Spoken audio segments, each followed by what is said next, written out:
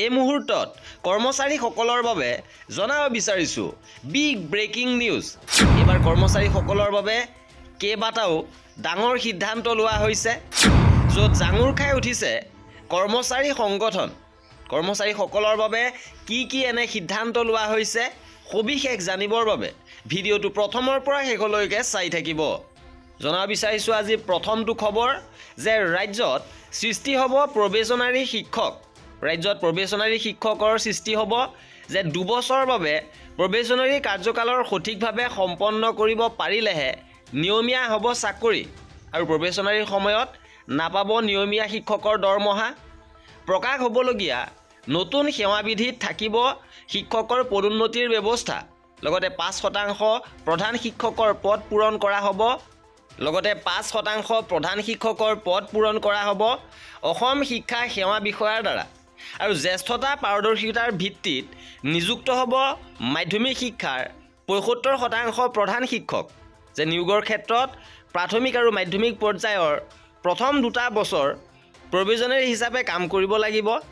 অৰ্থাৎ এতিয়া পোনপটীয়াকৈ চাকৰি বা প্ৰাদেশিকৃত বিদ্যালয়ত নিযুক্তি লাভ কৰি এজন শিক্ষকৰ চাকৰি স্থায়ী হোৱা আৰু নিয়মীয়া দৰমহা লাভ কৰাৰ দৰে সুবিধা নতুনকৈ নিযুক্তসকলে নাপাব। অৰ্থাৎ চাকৰি সেৱাবিধি সংশোধন কৰি প্ৰস্তুত কৰা খচৰা অনুসৰি বেংক বা আন কেতবোৰ প্ৰতিষ্ঠানত প্ৰবেশনাৰী পিৰিয়ডত কাম কৰা অৰ্হতাৰ ভিত্তিত দিয়াৰ দৰে যে শিক্ষকসকলকো এতিয়া নিযুক্তি দিয়া হ'ব। অৰ্থাৎ প্ৰবেশনত থকাৰ সময়ত তেওঁ মূল দৰমহাৰ বেছিক পেহে লাভ কৰিব। ইপিনে তেওঁ আগবঢ়োৱা সেৱাৰ ওপৰত কৰ্তৃপক্ষ সন্তুষ্ট হ'লেহে 2 বছৰৰ পাছত চাকৰি নিয়মীয়া হ'ব, আৰু প্ৰবেশনৰ সময়ছোৱাত আগবঢ়োৱা সেৱাৰ বাবে নিযুক্ত হোৱাৰ পাছত শিক্ষকজনে নিয়মীয়া দৰমহাৰ বকেয়াও দাবী কৰিব নোৱাৰিব।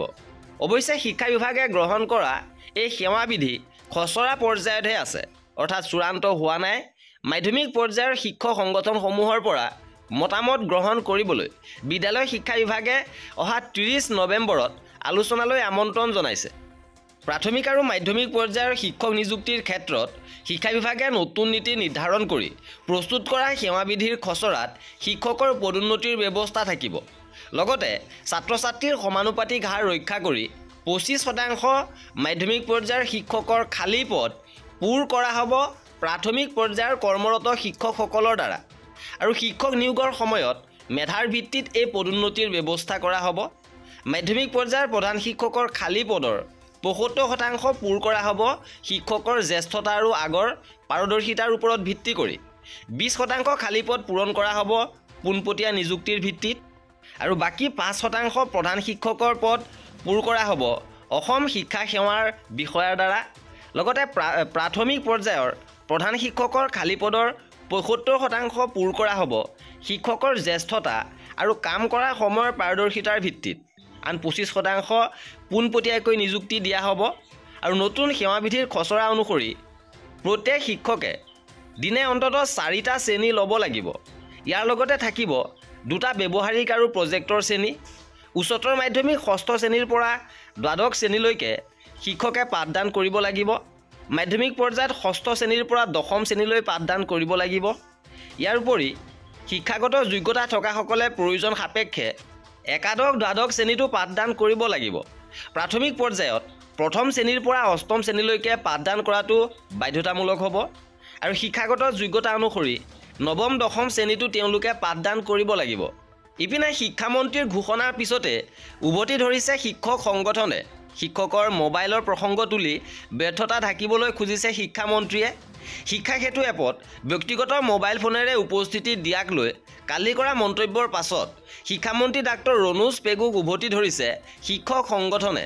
উল্লেখযোগ্য যে কালি দৰিদ্ৰ সীমাৰেখাৰ তলৰ শিক্ষাৰ্থীক নামভৰ্তিৰ মাচুল ৰেহাই দিয়াৰ অনুষ্ঠানত শিক্ষামন্ত্ৰী ডাক্তৰ পেগুৱে ফেচবুক হোৱাটছএপ ব্যৱহাৰ কৰোঁতে যদি অসুবিধা নাই তেন্তে শিক্ষা সেতু এপ ব্যৱহাৰ কৰোঁতে অসুবিধা ক'ত বুলি মন্তব্য কৰিছিল। আৰু শিক্ষামন্ত্ৰী ডাক্তৰ পেগুৱে ৰাজ্যৰ শিক্ষক সমাজক উদ্দেশ্য কৰি দিয়া মন্তব্যৰ পাছতে জাঙুৰ খাই উঠিছে সদৌ অসম সন্মিলিত শিক্ষক মঞ্চ। শিক্ষক মঞ্চৰ মুখ্য সভাপতি ৰঞ্জিত বৰঠাকুৰে আৰু মুখ্য সম্পাদক উৎপল চক্ৰৱৰ্তীয়ে আজি বিবৃতিত শিক্ষামন্ত্ৰীৰ বক্তব্যত তীব্ৰ প্ৰতিক্ৰিয়া প্ৰকাশ কৰিছে।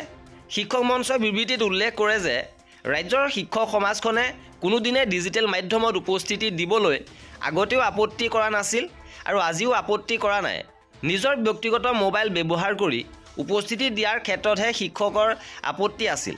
ইয়াৰ কেইবাটাও যুক্তি দাঙি ধৰা হৈছিল, যদিও মূল বিষয়টো হৈছে যে ৰিমছ নামৰ যি এপ চৰকাৰে দিছিল, সেই এপৰ ছফ্টৱেৰ ট্ৰেকিং কৰি ব্যক্তিগত গোপনীয়তা ভংগ কৰিছিল। এনেবোৰ বিষয় যেতিয়া আদালতত উত্থাপিত হৈছিল, তেতিয়া চৰকাৰী পক্ষই শিক্ষকক নিজৰ মোবাইল এপ ডাউনলোড কৰি উপস্থিতি দিবলৈ নিৰ্দেশ দিয়া নাই বুলি শপতনামা দাখিল কৰিছিল আৰু কৈছিল যে কৰ্তৃপক্ষইহে উপস্থিতি ল'ব। ইয়াৰ পৰিণতিত শিক্ষক সমাজৰ দাবীত চৰকাৰে বিদ্যালয়সমূহত উপস্থিতি ল'বলৈ টেবলেট দিয়াৰ লগতে শিক্ষা সেতু এপ দিবলৈ বাধ্য হৈছিল। আৰু শিক্ষক মঞ্চৰ নেতৃত্বই কয় যে যিবিলাক টেবলেট উপস্থিতি ল'বলৈ দিয়া হৈছিল তাৰ আখোৱা তথা বিসংগতিপূৰ্ণ। ইতিমধ্যে শিক্ষক মঞ্চই প্ৰেছ বিবৃতিযোগে সকলো অভিযোগ ৰাজহুৱা কৰিছে। ইপিনে প্ৰাদেশিকৰণৰ পৰা বঞ্চিত ৪৫০০ শিক্ষক কৰ্মচাৰী প্ৰাপ্যৰ পৰা বঞ্চিত হৈ হাহাকাৰ অৱস্থা। প্ৰাদেশিকৰণ আইনৰ জটিল ধাৰাৰ উপধাৰাৰ বাবে আজিও নিয়মীয়া নহ'ল এই ৪৫০০ শিক্ষকৰ। আৰু শিক্ষামন্ত্ৰীৰ সৈতে কেইবাবাৰো আলোচনা বিলোচনা কৰি সুফল নোপোৱাত এইসকল শিক্ষকে এতিয়া আন্দোলনৰ হুংকাৰ দিছে আৰু দাবী জনাইছে যে ৫ ডিচেম্বৰৰ ভিতৰত প্ৰাদেশিকৰণ নহ'লে তীব্ৰ গণতান্ত্ৰিক আন্দোলন ৰূপায়ণ কৰিব। আৰু ১৬ ডিচেম্বৰৰ পৰা ৫ সহস্ৰাধিক শিক্ষকে গুৱাহাটীত আমৰণ অনশনৰ কাৰ্যসূচী ৰূপায়ণ কৰিব। ইপিনে কৰ্মচাৰীসকলৰ বাবে আন এটা কঠোৰ নিৰ্দেশনা প্ৰকাশ হৈছে।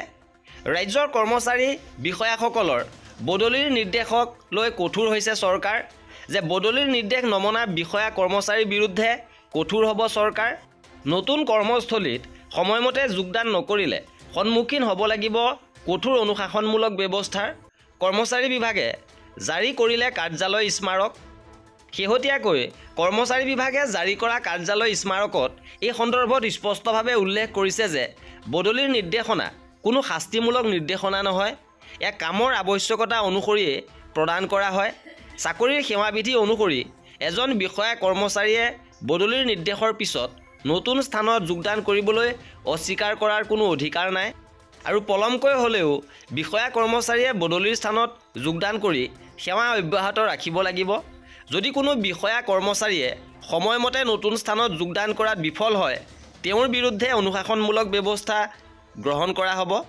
আৰু শেহতীয়াভাৱে অফিচ মেমৰেণ্ডামৰ জৰিয়তে পুনৰ এই কথা সকীয়াই দিছে কৰ্মচাৰী বিভাগে।